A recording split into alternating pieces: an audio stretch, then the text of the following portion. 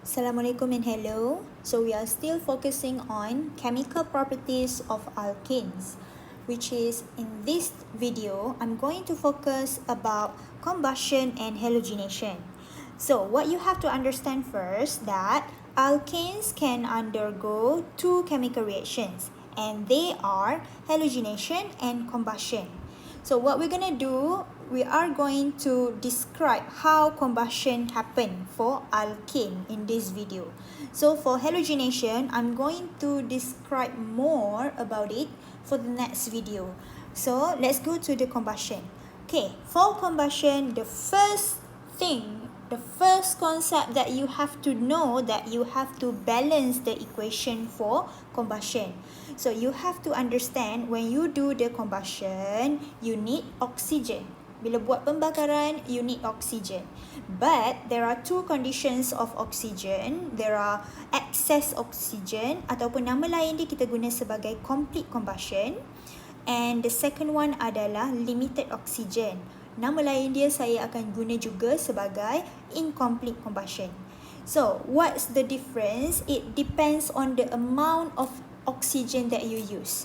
So, for example, apabila saya guna excess oxygen, produk saya akan menghasilkan carbon dioxide and water, such as, for example, I got methane, CH4, and I plus with oxygen, O2, and in this case, you just have to imagine in chemical equation, it's excess oxygen ataupun complete combustion.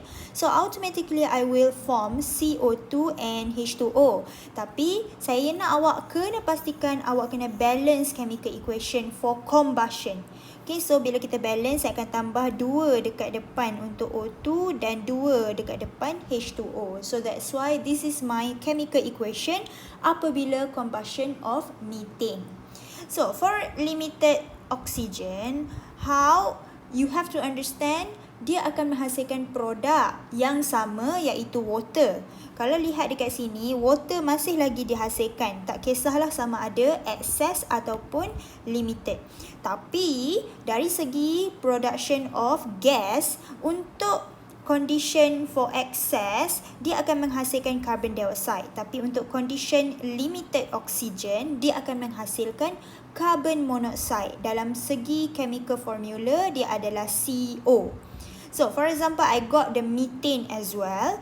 I plus with O2. Dalam case ini, dia adalah limited oxygen. It will produce CO, carbon monoxide, plus water.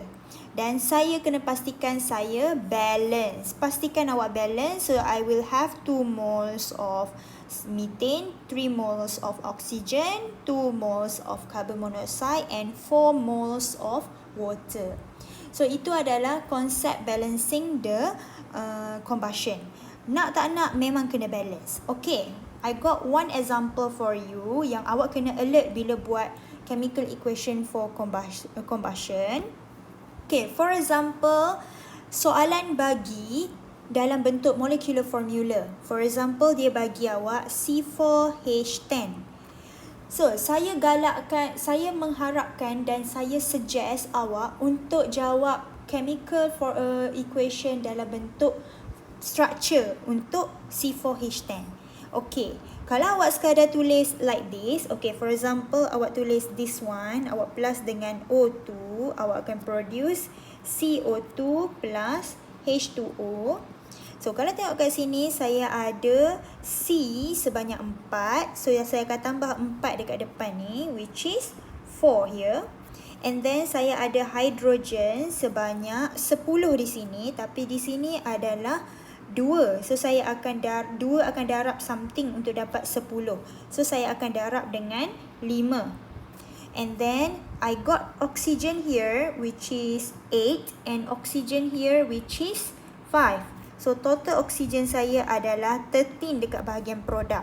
And then, what will happen here, saya akan buat tambahan dalam segi pecahan lah sebab saya nak balancekan dia. So, saya akan plus dengan 13 over 2. Okay. So, that bila 13 over 2 darab dengan 2, dia akan cancel. Awak akan dapat 13 juga dekat bahagian reactant. So ini adalah cara awak explain kalau dia bagi dalam molecular formula. Tapi sekiranya soalan memang minta dalam bentuk naming, okey, contohnya saya bagi awak butane. Okey. Contoh soalan minta write the chemical equation for butane.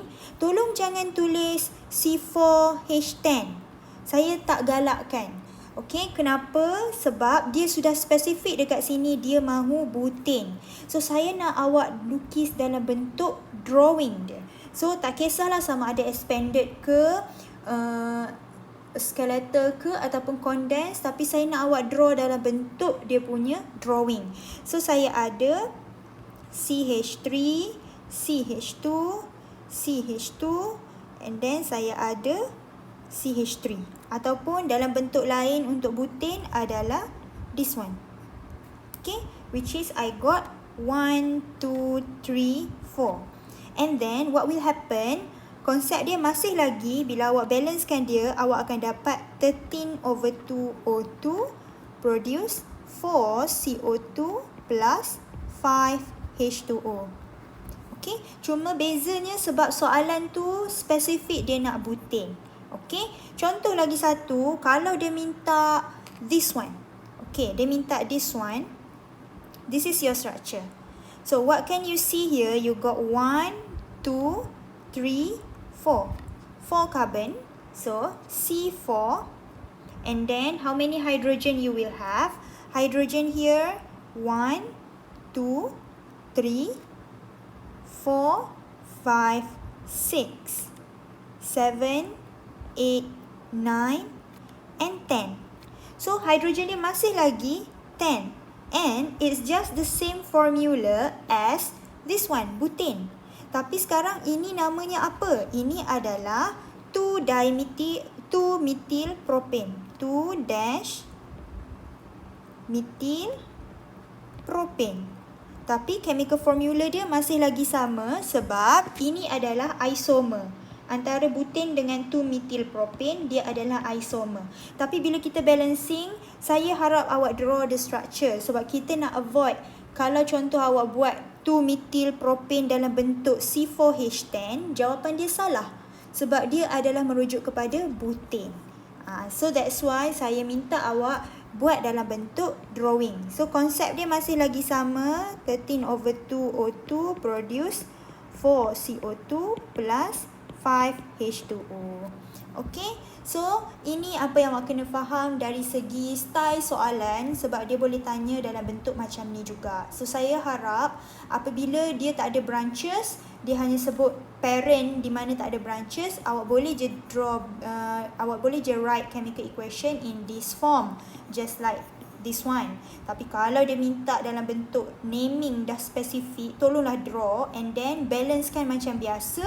Kalau awak tak nampak dari segi structure skeletal, awak boleh buat dalam bentuk expanded ataupun condensed supaya awak boleh bilang bilangan hidrogen juga sebab kita akan balance dekat bahagian H2O. So itu sahaja for this video.